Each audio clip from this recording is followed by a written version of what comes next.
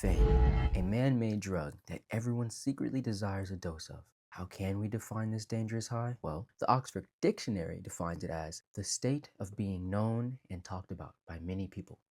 I myself would define it as, actually, Oxford's definition is pretty good. We're going to go with Oxford's definition.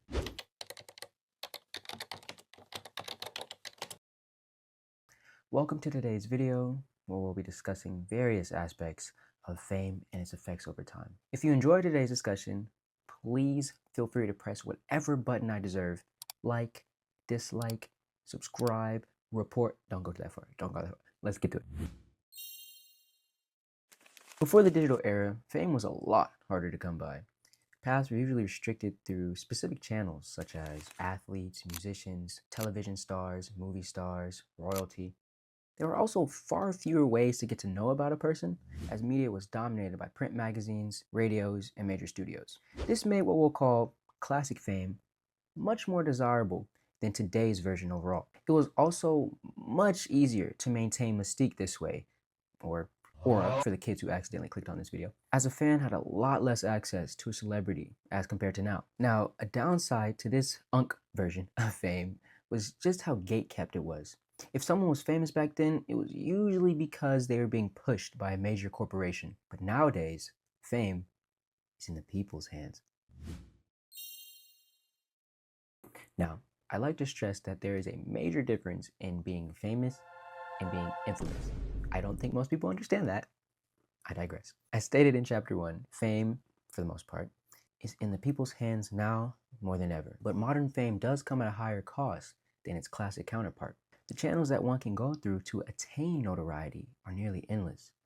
But the easiest one would probably be digital virality. Now, I don't think going viral is a great recipe for long-term fame, but it doesn't automatically mean the opposite is true either.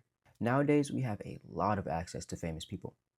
Maybe too much. But seeing a famous person on your feed like this all the time does kind of humanize them in a way, which is good. But what happens when an audience has too much access to a celebrity?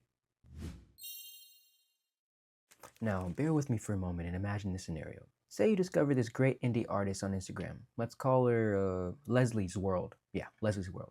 No E though, make her special. Let's say she has around 300 followers on Instagram, and she sounds like a mix of 𝗔𝗟𝗧𝗜𝗍 and Solange. I don't know if that's a good mix. Don't crucify me. I'm just riffing. Let's say you hit follow to submit your day one status as a fan before the fame. Now you have the right to say you were here before 1K. Well, fast forward a year later, and this indie artist isn't so indie anymore. She now has 150,000 followers on Instagram and 200,000 followers on TikTok. She has several viral posts, and the real 𝗔𝗧𝗧 has not only commented on her video multiple times, but has also invited her to open up for performances. Not bad, Leslie, not bad. Okay, needless to say, this fictional queen is slaying it, absolutely killing it, love that for her. Now remember, you followed her before she had any of these star power numbers. So you feel proud to have discovered her before she blew up. Now let's say Leslie, love Leslie, let's say she's involved in a major scandal. You don't know what to believe, but you know she was there, you know she had a part in it.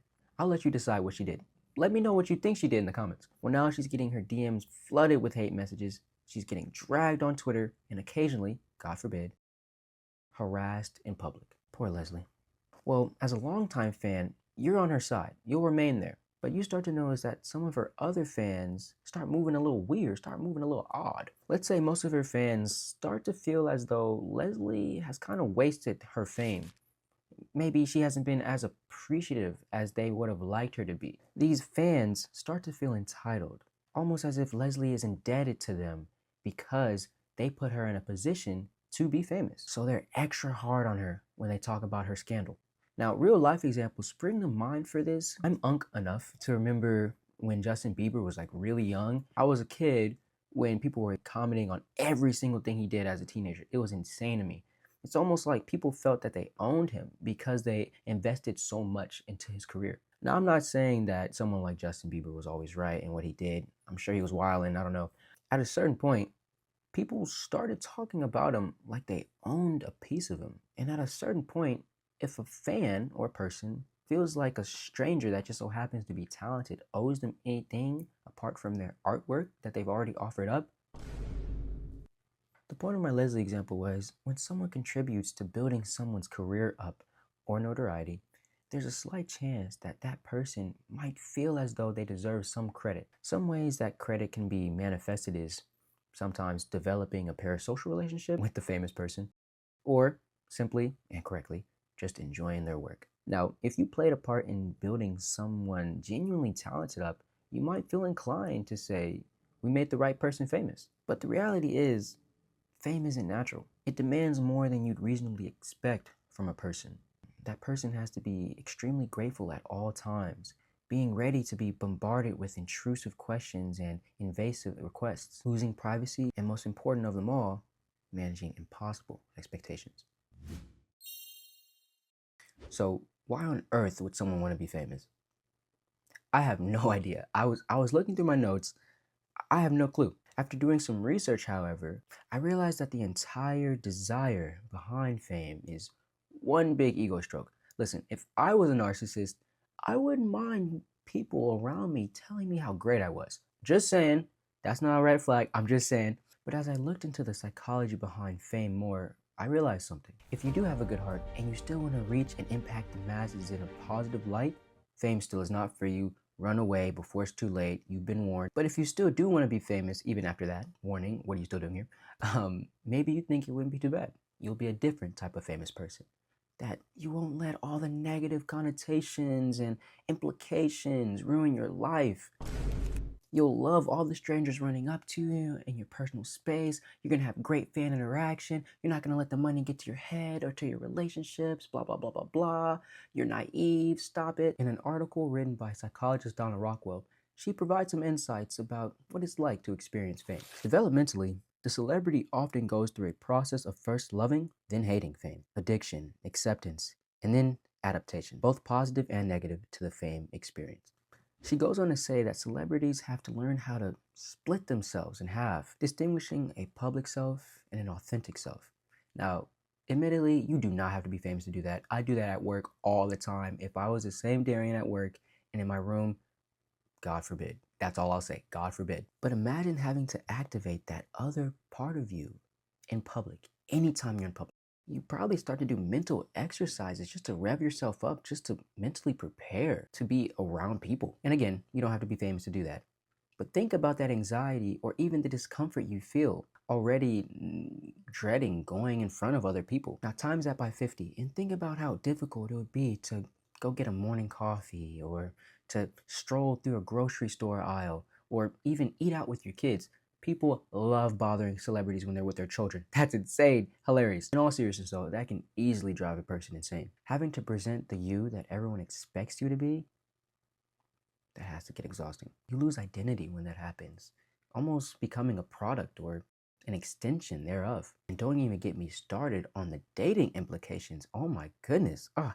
It's already bad enough out there, or so I'm told. I'm locked in. But at the same time, I can't imagine just being looked at as an opportunity rather than a person. Now imagine becoming famous, breaking through all the noise, and not losing yourself in the process. You mastered it all. The PR, dodging scandals, giving back, having great fan interactions, the whole mile. And then all of a sudden, you're not famous anymore. Who are you? Society has moved on to someone younger, prettier, more talented, more ahead of their time, whatever the case may be. How do you adjust to not having something that has been so integral to your very being? Oh, are you asking me? I have no idea. I have no idea. But in my opinion, I found that losing fame or having too much of it all lead to the same place. All lead to the same place. Famous people really suck at being normal unless they're cosplaying as poor people. Not even going to talk about that. We're moving on. What I mean is, after a certain point, a famous person may have really sipped the Kool-Aid, convincing themselves that they are exactly who everyone says they are. This may lead to some pretty reckless, albeit entertaining, behaviors. I mean, my goodness, do they love reckless nonsense. Can you blame them? If you've been granted with something so inhuman, who's to tell you what you can and can't do? So, is it worth it? In my personal opinion, no. Have you not been paying attention? No. What? Well, Honestly, I think it just depends on what type of fame you're going for, or at the very least, which level you're going for. I won't sit here and pretend like it wouldn't be kind of cool to be kind of admired by people to a certain extent, especially if it's just them appreciating my art or my work. But one perspective that I do think is worth mentioning is the fact that a lot of people wouldn't mind being rich. A lot of people don't really want to be famous. If there was a way, kind of an intersection where you could have all your work appreciated, but then also have a buttload of money, we're in heaven. Kind of like a no strings attached wealth, you know?